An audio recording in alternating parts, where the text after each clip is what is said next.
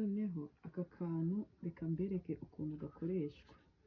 Ni akantu maze iminsi mugiye ndi kubakorera impapuro, nubwo naziprintinze nabi ariko nizere ko mutari bubitindeho. Ni akantu urabona ni skin care and self care journal, kagufasha kwandika ibintu byose bijyanye na skin care. Karimo udupapuro 20 ariko buri kamwe gafite umumaro. Tugiye kureba noneho ese wagakoresha ute. Aka kantu ni keza, umuntu wese udufollowinga cyangwa umuntu wakanze subscribe kuri YouTube channel yacu, aka kantu arakemerewe. Ahangaha uraza ugahitamo skin type yawe. Ibyiza aka kantu nuko ndaza kuguha uburyo uraza kugaprintinga, noneho kajye kagufasha mu buzima bwawe bwa buri munsi. Ahangaha uraza uvuge wenda ufite combination skin uvivure, noneho uze kuri skin condition uvuge wenda afite acne prone skin. Noneho hano product wenda ushaka kugerageza uzandike hano, uvuge ngo ni izi, uvuge wenda ingredients zitari nziza ku muntu ufite acne prone skin, uvuge wenda fragrance, cyangwa wenda ukavuga ati cocoa butter mu maso, mbese ukaba ubizi waranabinose ahantu. Noneho ukavuga ati niziye product niyo kugumana, ukavuga ati face wawe wenda impamvu yamfashije kugira aga chocolate skin, wenda nkaba nakoresha rimwe mu kwezi ariko ikama skin nziza, wenda ukavuga ati acne remover creme imfasha kutagira period acne, mbese ukabisobanura ukavuga ati wenda facial cleanser ya hair query wenda ifasha gutya na gutya, mbese ukagenda unota buri kantu.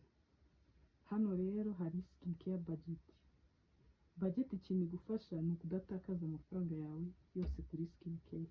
Ukaza wenda ukavuga ati income yanjye uku kwezi wenda nzinjiza cyangwa wenda nzahembwa 200, ukavuga muri 200 saving izaba ari, cyangwa wenda ushobora kuvuga ati andi mafaranga mfite, tukavuga ati nari narasavinze senkani, umva total ufite ni 250.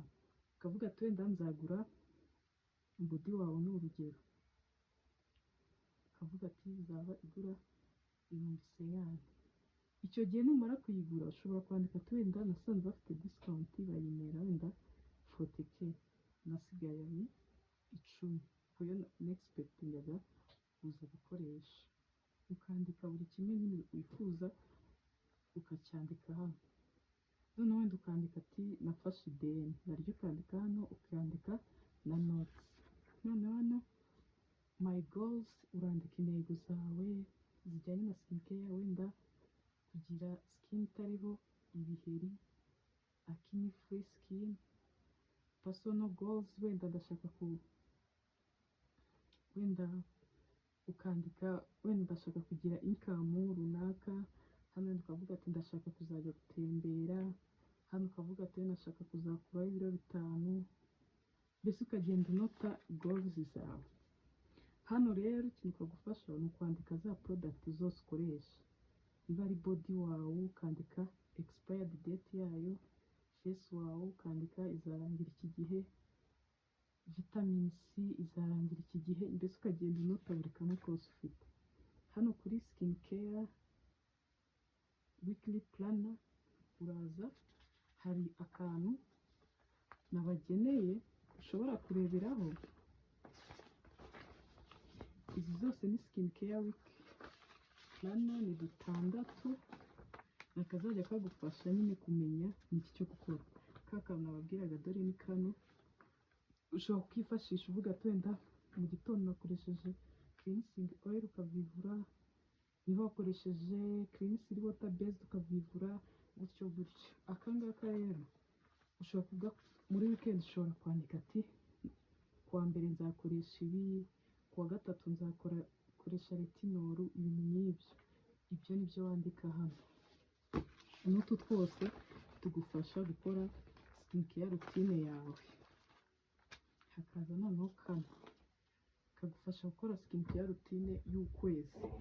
Ushobora kuvuga ati wenda nzakoresha fashu, ukabyandika hano. Wenda nzajya gufata drip